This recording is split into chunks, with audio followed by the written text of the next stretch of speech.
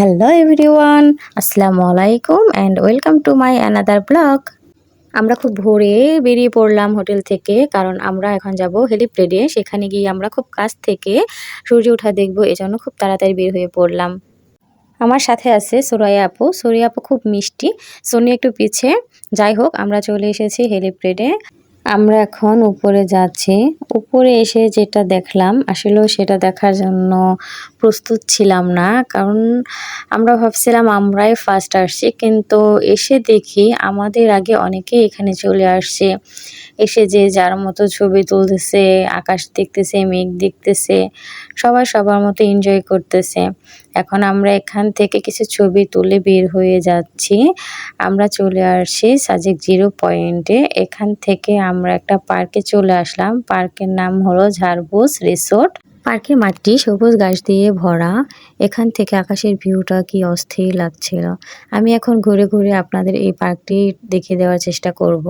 এটা আসলে খুব বড় একটি পার্ক ছিল না, ছোট্ট একটি পার্ক ছিল। এখানে ছিল বসার জন্য কিছু বেঞ্চ, আর ছিল কিছু দোলনা, আর ছোট্ট কুঁড়ের ঘরের মতো দেখাই যাচ্ছে, একটু বসার জন্য যেন রোদ না লাগে।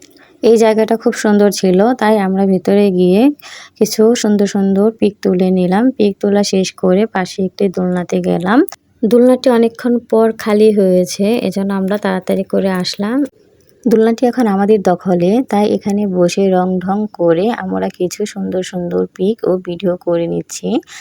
প্রথমে আমি বসে কিছু পিক ও ভিডিও করে নিলাম। তারপর আমার পর সুরাইয়া আপু, সুরাইয়ার পরে সোনিয়া। সকাল সকাল মেঘের সাথে দোলনা, আর ছিল চারপাশে সবুজ ভিউ। সত্যি সময়টা খুবই দারুণ ছিল। পার্কের এই জায়গাটা আমার খুব বেশি ভালো লেগেছে, তাই এখানে এসে আবারও বেশ কিছু ছবি তুলে নিলাম, ভিডিও করে নিলাম।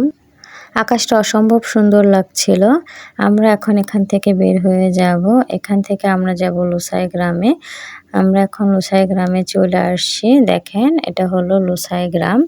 ভিতরে প্রবেশের আগে আমরা এখানকার ড্রেস পরে নিলাম। ড্রেসগুলো ছিল বেশ সুন্দর। আমাকে এই ড্রেসে কেমন লাগলো বন্ধুরা, আপনারা সবাই কমেন্টে জানাবেন। আমি এখন ভেতরে যাচ্ছি। ভেতরে ঢুকে দেখলাম একটা আয়না। তো আসলে ও ড্রেসটা পরে আমাকে কেমন লাগছিল আমি দেখতে পারছিলাম না, তাই আমি আয়নাতে গিয়ে দেখে নিলাম আমাকে আসলে কেমন লাগছে। তারপর আমরা চলে আসলাম একটু ভেতরে দিকে। ভেতরে এসে দেখি একটি দোলনা। তো আমি দোলনায় উঠে একটু দোল খেয়ে নিলাম। দোল খাওয়া শেষ করে আমরা অনেক সুন্দর সুন্দর কিছু পিক তুললাম। পিক তুলে আমরা ৩ জন প্লাস এখানে আরেকটা ভাবি ছিল, ওনার হাজবেন্ড ছিল, ওনার সাথে আর কেউ ছিল না। এজন্য উনি আমাদের বলল, আপু আপনাদের সাথে কিছু ছবি তুলি। তো তাকে নিয়ে কিছু ছবি তুললাম। ছবি তুলে আমরা একটু এখানকার নাচের প্র্যাকটিস করলাম। যাই হোক, খুব মজা হলো। সবাই ভালো থাকবেন। আল্লাহ হাফেজ।